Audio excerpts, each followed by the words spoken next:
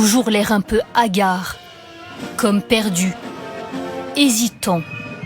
Pourtant, le moment était solennel hier. Joe Biden recevait à la Maison-Blanche les membres de l'OTAN.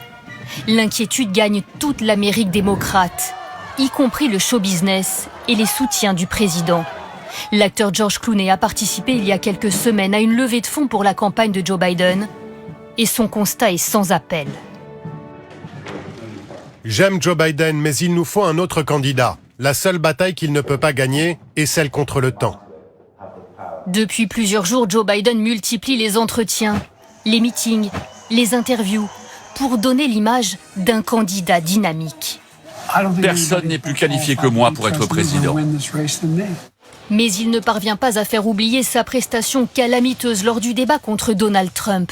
Pendant 90 minutes, il s'était montré confus, au point de ne pas finir ses phrases. Il faudra s'occuper de... Vous voyez, si...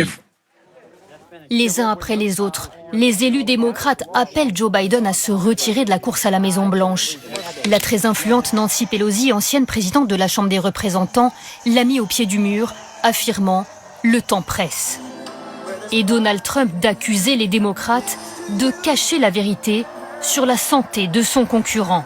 Ils mentent au monde entier sur l'état de Joe Biden. Vous avez vu dans quel état il est ? Ce soir, Joe Biden donnera une conférence de presse au sommet de l'OTAN. Un exercice périlleux et qu'il n'affectionne pas, où chacun guettera la moindre faiblesse du candidat de 81 ans.